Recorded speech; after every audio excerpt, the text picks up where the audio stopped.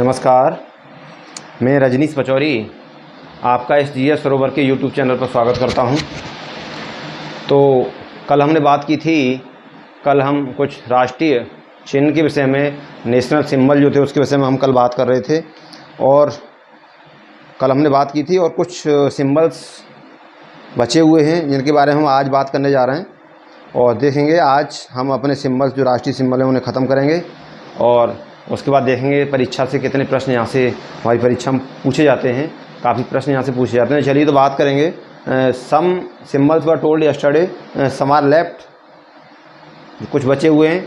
So I am going to tell now, अब उन्हें बताने जा रहा हूँ और आप इन चीज़ों को डीपली आप नोट करेंगे ध्यान से और बार बार इनका रिवाइज करेंगे तो आपको इसमें परीक्षा में बड़ा फ़ायदा इससे होगा।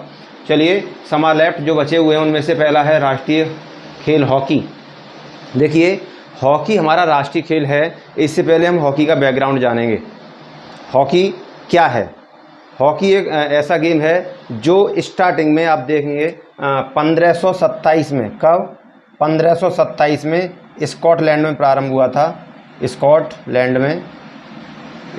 में ये खेला जाता था और इसी के साथ साथ ये मिस्र में भी खेला जाता था। मिस्र में भी खेला जाता था।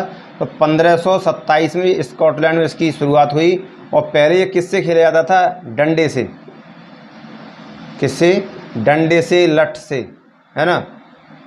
ये इन चीज़ों से पहले खेला जाता था, लेकिन धीरे, और इसका नाम यही था, क्या? हॉकी। तो 1527 में स्कॉटलैंड में ये प्रारंभ हुआ और मिस्र में भी खेला जाता था और डंडे से और किससे? लठ से ये खेला जाता था। चलिए आगे देखेंगे। भारत में इसकी शुरुआत कब हुई? तो देखिए, हमारे भारत में जब अंग्रेज़ों का शासन था, जब हम अंग्रेज़ों के अधीन थे, तो आप देखेंगे 1850 में आर्मी जो थी किसकी? अंग्रेज़ों की, यानी उस समय अंग्रेज़ों की जब शासन था तो जो फौज थी, आप कह सकते हैं आर्मी जो थी अंग्रेज़ों की, उस समय आर्मी यानी उनकी जो आर्मी थी उसने खेलना प्रारंभ किया था भारत में। अंग्रेज़ों की आर्मी ने भारत में 1850 में खेलना से प्रारंभ किया था और आप देखेंगे 1855 में, तभी 1855 में हॉकी क्लब की स्थापना हुई थी। किसकी? हॉकी क्लब की स्थापना 1855 में कहाँ हुई थी? कलकत्ता में। आज के ज़माने में आप इसे कोलकाता कहते हैं। तो 1855 में हॉकी क्लब की स्थापना कलकत्ता में हुई थी और 1850 में इसे खेला गया था। और आप साथ ही साथ देखेंगे इसकी राष्ट्रीय खेल जो हॉकी जो था 1855 में कलकत्ता में इसकी स्थापना हुई और आप देखेंगे 1925 में राष्ट्रीय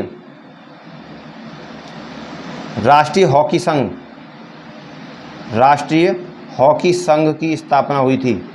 1925 में भारत में राष्ट्रीय हॉकी संघ की स्थापना हुई थी और अंतर्राष्ट्रीय हॉकी संघ की स्थापना इससे कुछ समय पहले हुई थी। कब हुई थी? आप देखेंगे 7 जनवरी। कब हुई थी? 7 जनवरी 1924, जिससे आप कहेंगे अंतर्राष्ट्रीय हॉकी संघ। अंतर्राष्ट्रीय हॉकी संघ की स्थापना। अंतर्राष्ट्रीय हॉकी संघ की स्थापना 7 जनवरी 1924 में कहाँ हुई थी स्थापना? इसका मुख्यालय कहाँ है? ये देखेंगे, इसका मुख्यालय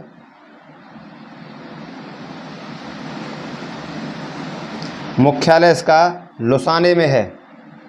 कहाँ? Lausanne, Switzerland. आप इसे नोट करेंगे, स्विट्जरलैंड, लुसाने में इसका मुख्यालय है। किसका? अंतर्राष्ट्रीय हॉकी संघ का।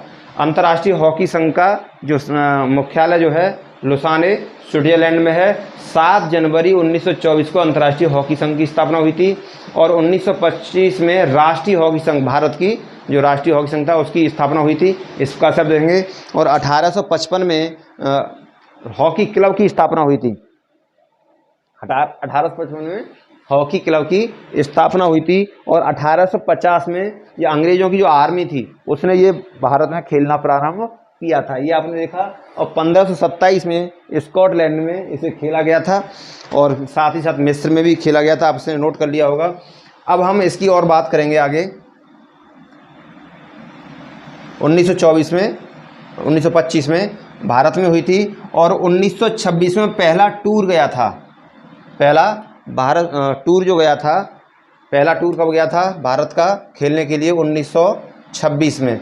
1926 में भारत का पहला टूर कहाँ गया था? न्यूजीलैंड। न्यूजीलैंड गया और न्यूजीलैंड में 21 मैच में से 18 भारत ने जीते थे। कितने? 18 भारत ने जीते थे 21 में से। इसमें से हॉकी जो मैच था। और इसी टूर में आपके गए थे मेजर ध्यानचंद। मेजर ध्यानचंद, इसी टूर में गए थे मेजर ध्यानचंद। तो आप देखेंगे जब इसमें वो गए थे तो 18, 21 में से कितने? 18 इन्होंने जीते थे। चलिए तो मैं इसे मिटा देता हूँ और आप देखेंगे, मैं इसे हटा देता हूँ। 1926 में टूर गया था, 21 में से 18 जीते थे और मेजर ध्यानचंद इसमें गए थे। ये आपने नोट किया। चलिए आगे देखते हैं। और मेजर ध्यानचंद जब इसमें गए थे तो वहाँ 18 मैच जब जीते तो इनके हॉकी से या इनके डंडे से 14 गोल निकले थे। 14 गोल इन्हीं के डंडे से निकले थे। तो इस प्रकार से आप देखेंगे, इसीलिए इन्हें हॉकी का जादूगर कहते हैं। मेजर ध्यानचंद को क्या कहते हैं?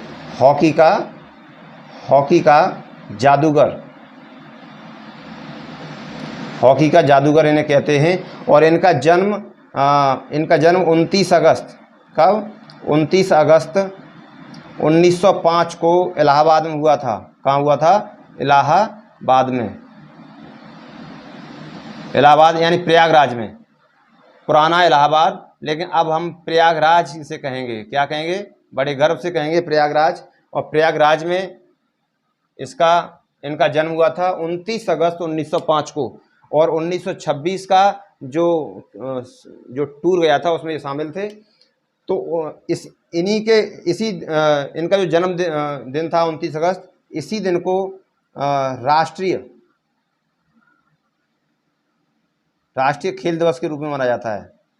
खेल दिवस, राष्ट्रीय खेल दिवस, यानी भारत का जो राष्ट्रीय खेल दिवस है वो 29 अगस्त को मनाया जाता है। वो क्यों मनाया जाता है? इन्हीं के जन्मदिन के उपलक्ष्य में। तो ये था। और अब हम देखेंगे राष्ट्रीय खेल हॉकी जो है, इसमें खिलाड़ी जो होते हैं, प्रत्येक टीम में 11 खिलाड़ी होते हैं। कितने? 11 खिलाड़ी होते हैं प्रत्येक टीम में, है ना? 11 खिलाड़ी होते हैं। और वाइट कलर की जो गेंद होती है उसका वजन जो होता है, आप देखेंगे 155 या 156 ग्राम से 163 ग्राम के आसपास होता है ना? ये वजन होता है। और इसकी जो छड़ी होती है हॉकी, उसका जो होता है उसकी लंबाई आप 89 या 90 से, और आप देखेंगे 95 सेंटीमीटर के आसपास होती है। तो ये है हॉकी। आप देखेंगे 11 खिलाड़ी एक टीम में होते हैं और गेंद का वजन इतना होता है, 156 से 163 ग्राम के आसपास होता है। वाइट कलर की गेंद होती है। और आपने देखा 89 यानी 90 सेंटीमीटर से 95 सेंटीमीटर के आसपास इसकी छड़ी की लंबाई होती है। तो ये था हमारा क्या? हॉकी। हमने इसकी बात की हॉकी की। तो मैं इसे मिटा देता हूँ। चलिए, तो ये राष्ट्रीय खेल है हमारा हॉकी, इसे राष्ट्रीय खेल का दर्जा दिया गया। और आगे है राष्ट्रीय नदी। तो राष्ट्रीय नदी की हम बात करेंगे। राष्ट्रीय नदी हमारी है गंगा। कौन है? गंगा। गंगा के बारे में थोड़ा जानेंगे। गंगा देखेंगे उत्तराखंड के, कहाँ से? उत्तराखंड, जल्दी जल्दी नोट करें। उत्तराखंड के गंगोत्री ग्लेशियर से निकलती है। कहाँ से? गंगोत्री ग्लेशियर। गंगोत्री ग्लेशियर से निकलती है, जहाँ पर इसे भागीरथी कहते हैं। क्या कहते हैं? भागीरथी कहते हैं। गंगोत्री ग्लेशियर से निकलती है और ये देवप्रयाग में आके अलकनंदा से मिलती है। कहाँ पर? देवप्रयाग में किससे मिलती है? अलकनंदा से मिलती है। और जब अलकनंदा से मिलती है, फिर इसे यहीं से नाम दिया जाता है गंगा। इसका क्या नाम दिया जाता है? गंगा। और गंगा नदी हमारे भारत में इसकी कुल लंबाई आप देखेंगे 2525 किलोमीटर है।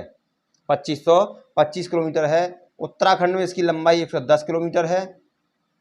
और आप देखेंगे यूपी में इसकी लंबाई 1450 किलोमीटर है, 1450 किलोमीटर है। और आप देखेंगे पश्चिम बंगाल में जाके 520 के आसपास इसकी लंबाई होती है, और ये फिर जाके अंत में वैसे 5 राज्यों से गुजरती है और अंत में जाके ये बंगाल की खाड़ी में गिरती है। कहाँ गिरती है? बंगाल की खाड़ी में, बंगाल की खाड़ी में गिरती है। वैसे बिहार से और आपका झारखंड से गुजरती है, लगभग 445 के आसपास बिहार और आपका झारखंड का एरिया कवर करती है। तो इस प्रकार से इसकी लंबाई है। और ये इसका कुछ भाग बांग्लादेश में जाता है, वहाँ पर इसे पद्मा कहते हैं, पद्मा के नाम से जानी जाती है। बंगाल की खाड़ी में जाके ये गिरती है। और इसे राष्ट्रीय नदी का दर्जा कब दिया गया था? आप देखेंगे 4 नवंबर, कब? 4 नवंबर 2008 को इसे राष्ट्रीय नदी का दर्जा दिया गया था। तो ये था गंगा के बारे में। कहाँ से निकलती है? गंगोत्री ग्लेशियर उत्तराखंड से।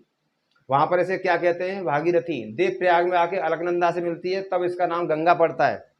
मैदानी भाग में हरिद्वार में प्रवेश करती है गंगा के नाम से। 2525 किलोमीटर इसकी लंबाई है टोटल। भारत की सबसे लंबी नदी है। बांग्लादेश में इसे पद्मा कहते हैं।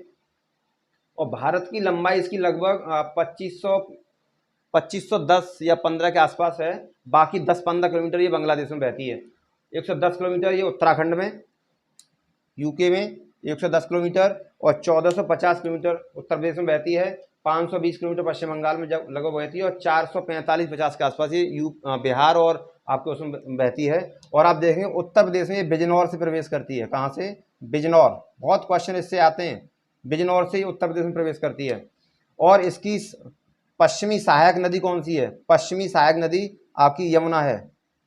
यमुना सबसे लंबी नदी है। पश्चिमी सहायक सबसे लंबी नदी यमुना है, यमुना। तो इस प्रकार से हमने गंगा नदी के, और आपने देखा 4 नवंबर 2008 को इसे राष्ट्रीय नदी का दर्जा दिया गया था। चलिए आगे बात करेंगे जलीय जीव। इसी के साथ साथ बात कर लेते हैं, गंगा नदी को जब दर्जा दिया गया तो 5 अक्टूबर 2009 में इसे दर्जा दिया गया था गंगा नदी को राष्ट्रीय नदी का दर्जा। तो 5 अक्टूबर 2009 कब? आप देखेंगे राष्ट्रीय जलीय जीव क्या? डॉल्फिन। डॉल्फिन, डॉल्फिन जो है जीव है, इसे राष्ट्रीय जलीय जीव घोषित किया गया। क्या? राष्ट्रीय जलीय जीव। कब? 5 अक्टूबर। आप लिखेंगे 5 अक्टूबर 2009 को राष्ट्रीय जलीय जीव घोषित किया गया था ऐसे। तो राष्ट्रीय जलीय जीव क्या? हमारा डॉल्फिन है। आगे राष्ट्रीय मुद्रा की हम बात करते हैं। ये मुद्रा है हमारी, आपने देखा होगा इस प्रकार से प्रतीक होता है, इस प्रकार से। ये देवनागरी लिपि का प्रतीक है, देवनागरी का। और ये 15 जुलाई, कब? 15 जुलाई 2010 को अपनाया गया मुद्रा। आप देखेंगे हमारे जो नोट होते हैं, करेंसी जो होती है, उस पर इसका प्रतीक छपा होता है, इसी प्रकार से छपा होता है। और ये 15 जुलाई 2010 को इसे स्वीकार किया गया। चलिए अगला बात करेंगे हम राष्ट्रीय स्मारक। राष्ट्रीय स्मारक क्या है हमारा? आप देखें इंडिया गेट। राष्ट्रीय स्मारक क्या है? India Gate. राष्ट्रीय स्मारक क्या है हमारा? आप देखें इंडिया गेट है। और ये कहाँ? दिल्ली में। और इसे आप देखेंगे कब बन के तैयार हुआ? वैसे तो 1913 में बनकर तैयार हुआ। ये कब तैयार हुआ? 1913 में। लेकिन इसकी नींव कब पड़ी थी? तो आप देखेंगे 10 फरवरी 1912 में इसकी नींव पड़ी थी। और नींव डालने वाले कौन थे? Duke of Connaught. Duke of Connaught ने इसकी नींव डाली थी। और इसे डिजाइन किसने दिया था? जो आज इंडिया गेट की जो डिजाइन है वो एडविन लुटियंस जो थे, एडविन लुटियंस ने इसे डिजाइन किया था। तो 10 फरवरी 1912 में इसकी नींव डाली गई और 1913 में से बनकर तैयार हुआ। ड्यूक ऑफ कनॉट ने इसकी नींव डाली और एडविन लुटियंस ने इसे डिजाइन किया था। और इसे भारत का सबसे बड़ा युद्ध स्मारक कहा जाता है। तो आप देखेंगे आगे अगला है हमारा क्या? राष्ट्रीय विरासत पशु, जिसे एशियाई हाथी कहते हैं। क्या कहते हैं? एशियाई हाथी। राष्ट्रीय विरासत पशु एशियाई हाथी है। और इसे अक्टूबर 2010 में स्वीकार किया गया था। बस इतना ही लिखेंगे इसके बारे में। एशियाई हाथी, एशियाई हाथी ये था। और अक्टूबर 2010 में से स्वीकार किया गया था एशियाई विरासत पशु। आगे राष्ट्रीय पंचांग। अब देख राष्ट्रीय पंचांग के बारे में बात करेंगे। देखिए वैसे हम लोग क्या करते हैं, हम लोग मोबाइल में हमने देखा है, हमारे घरों में इधर उधर कैलेंडर लगे होते हैं, तो उन पर जो डेट होती है वो कैलेंडर जो होता है वो ग्रेगोरियन कैलेंडर है। ग्रेगोरियन कैलेंडर है जिसमें जनवरी, फरवरी, मार्च, अप्रैल ये महीने होते हैं। लेकिन राष्ट्रीय पंचांग जो हमारा भारतीय संस्कृति के अनुसार जो है वो शक संवत पर आधारित है। किस पर? शक संवत पर। शक संवत पर आधारित है। और आप देखेंगे 22 मार्च 1957 को इसे स्वीकार किया गया था, राष्ट्रीय पंचांग का दर्जा दिया गया था 22 मार्च को। और इसी दिन चैत्र का पहला दिन होता है, चैत्र मास का पहला दिन, चैत्र माह का पहला दिन होता है। और आप देखेंगे अपनी संस्कृति के अनुसार हम वैसे इसी दिन हमें अपनी नई साल मनानी चाहिए, जो कि हम अंग्रेजों के दिए हुए और ग्रेगोरियन कैलेंडर जो है उसके दिए हुए आधार पर हम नई साल 1 जनवरी को मनाते हैं। 12 जनवरी यानी 31 दिसंबर की रात को 12 बजे आप देखते हैं ऐसा लगता है जैसे दीपावली मनाई जा रही हो पूरे भारत में, लेकिन इस दिवस को कोई नहीं मनाता 22 मार्च को। वैसे 22 मार्च को होता है, लेकिन लीप वर्ष आधे वर्ष में 21 मार्च को होता है। अपना हिंदुस्तानी संस्कृति के अनुसार हमारा जो नई साल होती है वो यही होती है, यहाँ से प्रारंभ होती है। और इसे कोई नहीं मनाना चाहता, ना कोई इतना जानता है इसके बारे में। इसी दिन हमारा ये कैलेंडर स्वीकार किया गया था, जिसे कहते हैं आप क्या, राष्ट्रीय पंचांग। तो ये था। आगे चल के बात करेंगे राष्ट्रीय भाषा। राष्ट्रीय भाषा क्या है? वैसे राष्ट्रभाषा नहीं होती, वो हमारी होती है राजभाषा। कौन सी? राजभाषा। ये राजभाषा होती है, लेकिन राष्ट्रभाषा किताबों में कहीं कहीं लिखा मिल जाता है। तो आप देखें इसे कब? 14 सितंबर 1949 को इसे राजभाषा का दर्जा दिया गया था। राजभाषा मतलब राजकाज, यानी शासन के काम को करने के लिए जो भाषा है उसे राजभाषा कहते हैं। और इसी के साथ साथ अंग्रेजी को भी 15 साल के लिए अपने उसमें कामकाज के लिए स्वीकार किया गया था। लेकिन 14 सितंबर 1949 को इसे राजभाषा का दर्जा दिया गया। और इसे संविधान में अनुच्छेद 343 क्लॉज 1 में इसका वर्णन है। ठीक है, तो ये था। इसे हम राजभाषा का दर्जा 14 सितंबर 1949 को दिया गया था। अनुच्छेद 343 एक क्लॉज जो है उसमें इसका वर्णन है। तो हमने कोई छूटा नहीं, राष्ट्रभाषा होगी। चलो, हमने तो इसके बारे में बात की। ये हमारे राष्ट्रीय क्या थे? चिन्ह थे। हम राष्ट्रीय चिन्ह के विषय में बात कर रहे थे। तो इनसे बहुत सारे क्वेश्चन हमारी परीक्षा में पूछे जाते हैं। आप रेगुलर वीडियो को देखते रहें और नोट्स बनाते रहें। और ये जो मैंने आपको राष्ट्रीय चिन्ह जो कराए, इनसे बहुत क्वेश्चन आते हैं परीक्षा में। तो आप इसे तैयार करें और रिवाइज करें, और आप देखें, रिवाइज करें इसे। और आप वीडियो को ज़्यादा से ज़्यादा शेयर करें, सब्सक्राइब करें चैनल को। जहाँ तक आप कोशिश करें ये ज़्यादा से ज़्यादा लोगों तक वीडियो पहुँचे हमारा, और इससे जो पढ़ने वाले लोग हैं, जो नहीं पढ़ पा रहे हैं, उन तक ये वीडियो पहुँचे और वो इसका फ़ायदा उठाएं फ्री में। देखिए, मैंने ये आजकल लूट बहुत चल रही है पैसे की, तो उस हिसाब से मैंने सोचा कि क्यों ना कुछ बच्चों के लिए, जो बच्चे फीस देने लायक नहीं होते, तो उनके लिए फ्री व्यवस्था ये की जाए। तो यूट्यूब पर बिल्कुल अब इस प्रकार से आपने देखा होगा, इस प्रकार से कोई नहीं पढ़ाता है इतने विस्तार से यूट्यूब पर, क्योंकि ये सब पेड कोर्स वाले होते हैं जो पढ़ाते हैं, है ना। तो चलिए, आज के लिए इतना काफ़ी है। अगले टॉपिक के साथ फिर हमारी मुलाकात होगी कल। तब तक के लिए विदा लेते हैं। नमस्कार।